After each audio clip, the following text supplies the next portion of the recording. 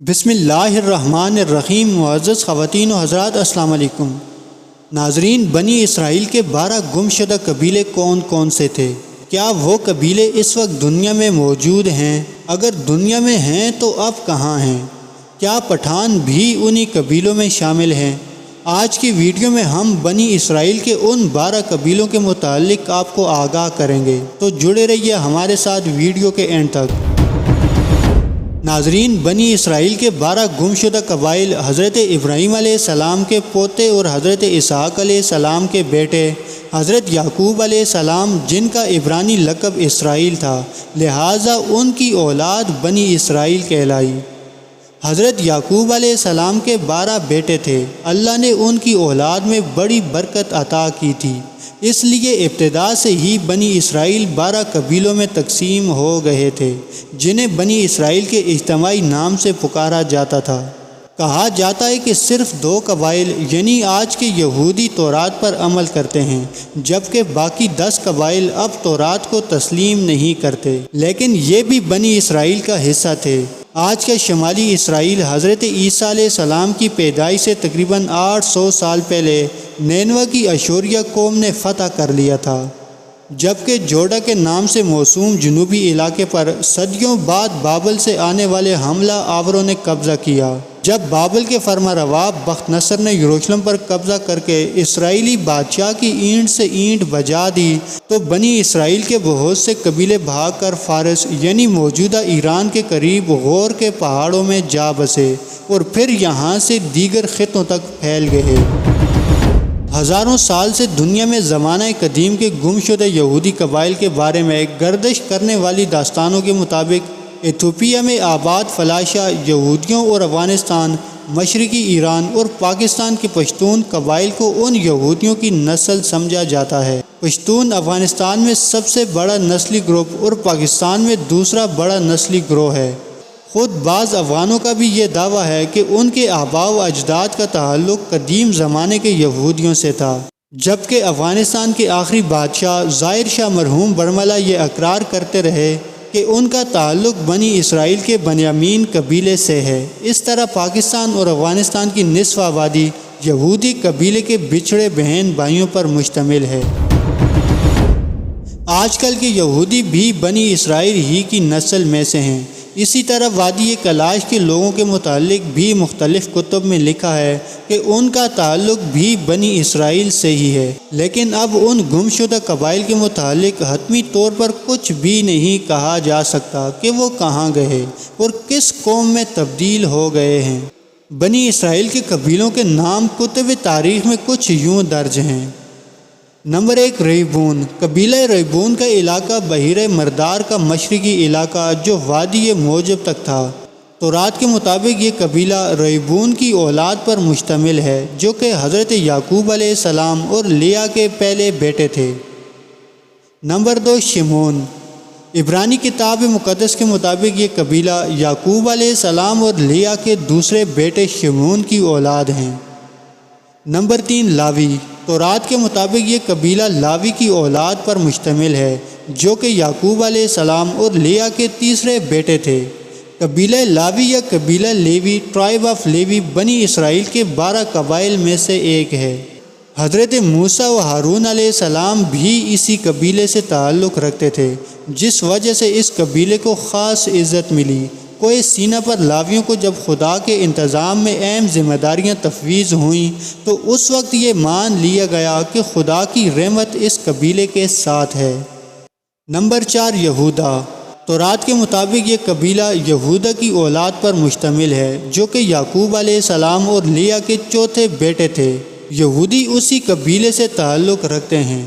Number 5، دان۔ قبیلہ دان بنی اسرائیل کے 12 قبائل میں سے ایک ہے۔ کتاب حزقییل کے مطابق ان کو زمین کا شمالی حصہ عطا کیا گیا تھا۔ تورات کے مطابق یہ قبیلہ یعقوب علیہ السلام اور بلا کے بیٹے دان کی اولاد ہیں۔ نمبر 6، نفتالی۔ نفتالی حضرت یعقوب علیہ السلام کے 12 بیٹوں میں سے ایک ہے اور یہ بنی اسرائیل کے قبیلہ نفتالی کے سربراہ یعنی قبیلہ نفتالی ان کی نسل سے ہیں۔ نمبر 7، جاد۔ جاد بنی اسرائیل کا ایک قبیلہ ہے جو کہ ملک سامریہ کے مشرقی حصے میں آباد تھا۔ اس قبیلے کے بانی جاد تھے جو کہ یعقوب علیہ السلام کے بیٹے تھے۔ نمبر 8 عاشیر۔ حضرت یعقوب علیہ السلام کے بیٹے عاشیر کی اولاد سے منسوب قبیلہ عاشیر ہے۔ نمبر 9 یساکار۔ حضرت یعقوب علیہ السلام کے بیٹے یساکار کی اولاد سے منسوب قبیلہ ہے۔ نمبر 10 زبولون۔ حضرت یعقوب علیہ السلام کے بیٹے زبولون کی اولاد سے منسوب قبیلہ ہے۔ نمبر 11 یوسف۔ یہ قبیلہ حضرت یوسف علیہ السلام کی اولاد سے منسوب تھا۔ نمبر 12 بنیامین۔ بنیامین حضرت یعقوب علیہ السلام کے سب سے چھوٹے بیٹے اور ان کی نسل سے جاری قبیلہ ہے۔ یہ قبیلہ بنیامین بیت المقدس پر حکمران تھا۔ ان کے بارے میں مختلف کتب میں لکھا ہے کہ یہ حضرت یوسف علیہ السلام کے حقیقی بھائی تھے اور ان کو ہی حضرت یوسف علیہ السلام نے ایک ہیلے سے اپنے پاس مصر میں رکھ لیا تھا، اور بعد میں یہی وجہ حضرت یوسف علیہ السلام اور حضرت یعقوب علیہ السلام کی ملاقات بنی۔ ناظرین، کیا پٹھان بھی بنی اسرائیل کے 10 گمشدہ قبیلوں میں سے ہیں؟ تو چلیے آپ کو بتاتے ہیں۔